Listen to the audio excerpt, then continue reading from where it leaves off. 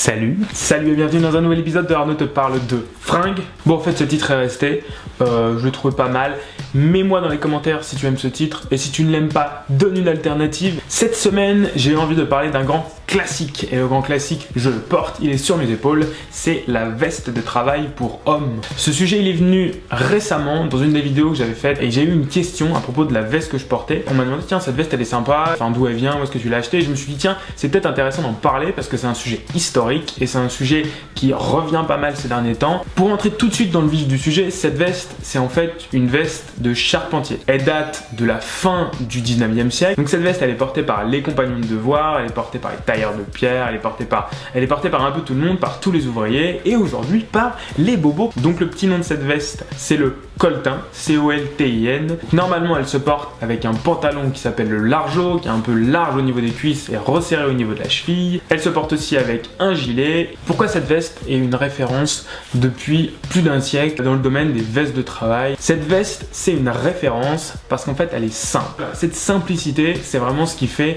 la force de cette veste. Il faut aussi remarquer que cette veste elle est faite dans un coton en général Moleskine assez épais. Ça rend la veste relativement chaude mais pas trop, donc ça permet de la porter un peu en intersaison, un peu l'hiver en mettant un vêtement beaucoup plus chaud en dessous et l'été en mettant un vêtement beaucoup plus frais. Et on fait une petite référence à la vidéo de la semaine dernière. Au final sa simplicité ça en fait une veste ultra facile à porter avec tout, que ce soit avec un jean, que ce soit avec un pantalon classique chino, que ce soit avec une chemise ou que ce soit avec un t-shirt. Alors cette veste elle a quand même une petite caractéristique et on va voir ensemble quelle est la forme de la veste de travail classique originelle. Alors cette forme, comme je vous disais juste avant, elle est vraiment très simple. C'est deux poches plaquées sur les côtés, une poche plaquée au niveau du torse côté cœur. À l'intérieur, parfois il peut y avoir une poche, mais sur certains modèles, aujourd'hui elle n'y est pas. Celle-ci qui vient de chez Le Mont Saint-Michel, elle n'a pas de poche intérieure.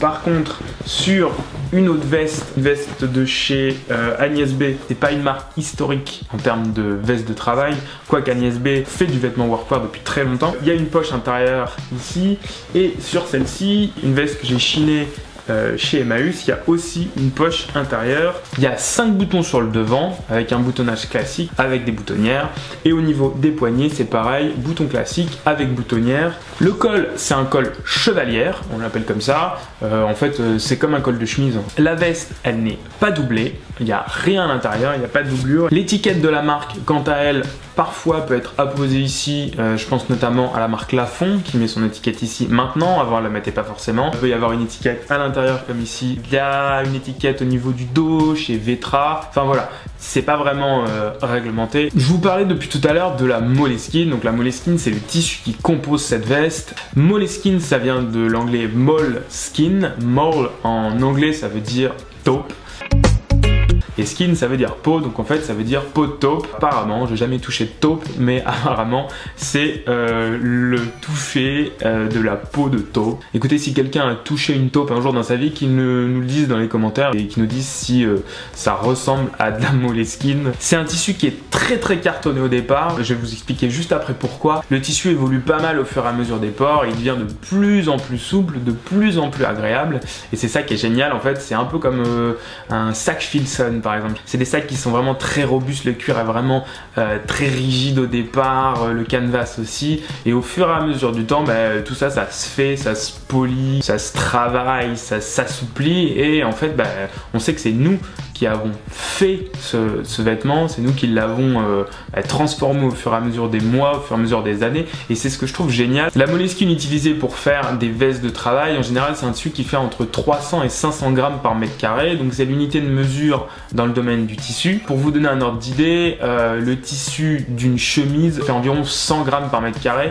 et le tissu d'un jean selvage comme celui que je vous ai présenté de chez Asphalt faisait dans les 350 grammes. C'est vraiment un tissu costaud qui va au départ être un peu, voilà, un peu cartonneux. Mais au fur et à mesure du temps, on sent qu'il s'assouplit, on sent qu'il se fait, et ça c'est super agréable. Le point fort de ce tissu, enfin je dirais même les deux points forts de ce tissu, le premier, comme c'est tissé très serré, et que c'est très épais, le tissu va vraiment être très robuste, il va être résistant à la fois à l'abrasion et aussi aux coupures et puis au temps en fait en général. Donc on va mettre quand même beaucoup de temps pour user ce genre de veste. Le deuxième point fort, c'est que la veste va se tenir vraiment très bien. L'avantage d'avoir un tissu qui est comme ça, un tissu robuste, rigide, la tenue de la veste va vraiment être droite. Alors quelle est la couleur d'une veste de travail classique? Il y avait 3 couleurs à la base, d'ailleurs elles existent toujours, le blanc écru, le noir et le bleu. Il s'avère qu'au fur et à mesure du temps, le écru et le noir ont plutôt pas disparu mais se sont marginalisés pour laisser place principalement au bleu. Le bleu d'origine, c'était un bleu, pas un bleu marine comme ça, mais un bleu un peu plus clair. Au fur et à mesure du temps, on a dérivé sur un bleu Bugatti, qui était un bleu assez électrique. Je vous mets un exemple ici, qui aujourd'hui, franchement, se porte assez difficilement au quotidien. C'est donc la couleur portée par les ouvriers et c'est de là que viendra l'expression les cols bleus qui sera en opposition avec les cols blancs. Le col bleu étant l'ouvrier, le col blanc étant celui qui porte les chemises blanches, les costumes et qui travaille dans les bureaux. Mais ces dernières années, on a vu apparaître dans le domaine des vestes de travail de nombreuses couleurs, puisqu'aujourd'hui en fait ce vêtement est très démocratisé. On a du rouge, du olive, bref, toutes les couleurs qu'on peut trouver. Quelles sont les grandes marques des vestes de travail? La première dont j'avais envie de parler, c'est Lafon. Lafon, c'est une marque qui a été créée en 1844, donc il y a très longtemps. Et c'est un peu dingue de se dire que la marque est toujours en activité aujourd'hui et qu'elle fait toujours du vêtement de travail. C'est Adolphe Lafon qui a créé cette marque et en fait ça n'est ni plus ni moins que l'inventeur du fameux pantalon dont je vous parlais en début, le Largeau. Donc en fait il avait créé ce pantalon pour son beau-père qui était charpentier et il a fait aussi de la veste de travail. La suivante c'est le Laboureur. Le Laboureur, c'est une marque qui existe depuis les années 50. Ils font de la veste de travail, du gilet, etc. Ils font beaucoup de produits pour tous les compagnons du devoir. C'est vraiment une jolie marque. Ils sont situés dans le sud de la Bourgogne et ils fabriquent tout en France. Les prix sont assez raisonnables, mine de rien. Je crois que la veste, elle doit être aux alentours de 70-80 € pour une veste made in France. Autre marque super intéressante, c'est le Mont Saint-Michel. C'est la veste que je porte ici. On voit ici la superbe étiquette de chez le Mont Saint-Michel. Donc c'est une marque qui existe depuis 1913. Mais en fait, la marque, elle est tombée en désuétude au fur et à mesure du temps. Et elle a été reprise en 1998 par Alexandre Milan, j'espère que je dis bien son nom. Alexandre Milan a décidé d'en faire une marque un peu plus urbaine, un peu plus actuelle, tout en reprenant la veste classique, la veste de travail, comme celle que je porte aujourd'hui. Enfin, la dernière marque dont j'avais envie de parler, et on ne peut pas vraiment parler de la veste de travail sans parler de cette marque, c'est la marque Vetra. C'est une marque qui a été fondée en 1920 à Paris. C'est toujours la même famille qui est propriétaire de la marque depuis tout ce temps-là. Donc c'est la famille Bérins, c'est pareil, j'espère que je prononce bien le nom. La marque a été fondée à Paris, mais au fur et à mesure du temps et des aléas historiques, elle s'est déplacée au sud du Mans, où elle fabrique toujours encore aujourd'hui ces vestes de travail. Enfin, où trouver une veste comme celle-ci? Ça dépend ce que vous cherchez. Si vous cherchez une veste vintage, allez plutôt sur Etsy ou sur eBay. C'est là que vous allez trouver, ou même sur Le Bon Coin, c'est là que vous allez trouver les vestes les moins chères et qui sont des vieilles pièces vintage que vous allez pouvoir chiner. Ensuite, en physique, vous pouvez trouver en brocante. Et si vous habitez à Paris, vous avez certains magasins de seconde main qui sont vraiment très bien. Je pense notamment à Kiliwatch, qui est rue Ticton.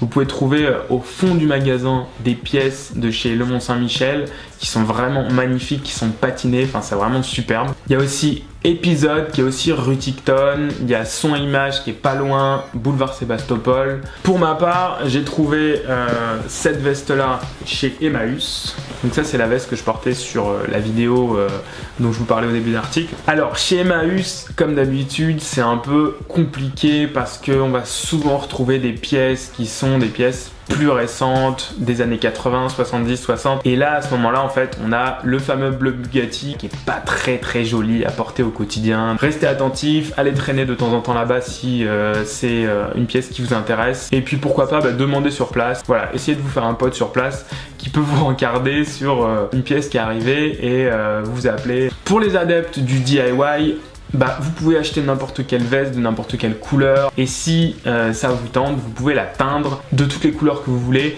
Il suffit de savoir le faire. Je pense qu'il doit y avoir des des tutos YouTube qui doivent exister là-dessus, donc n'hésitez pas à vous documenter et à faire vos petites recherches si ça vous tente de faire du do it yourself. Si vous cherchez un vêtement neuf, n'hésitez pas à vous reporter aux marques que je vous ai citées juste avant. Vous pourrez les trouver en ligne sur leurs sites respectifs, sauf pour le laboureur qui n'a pas de site. Mais le laboureur est vendu par exemple chez Largeau et Coltin, qui a un site vraiment très bien. Je vous mets de toute façon le lien dans l'article, à la fin de l'article, il y a tous les liens. Le lien vers l'article est dans la description juste en dessous.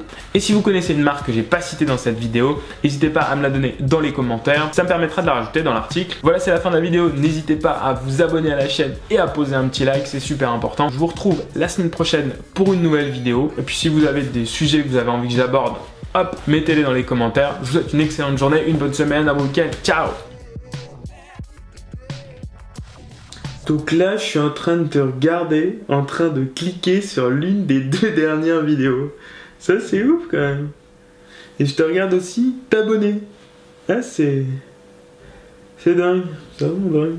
La technologie aujourd'hui, ça fait des miracles, hein. C'est pas à dire.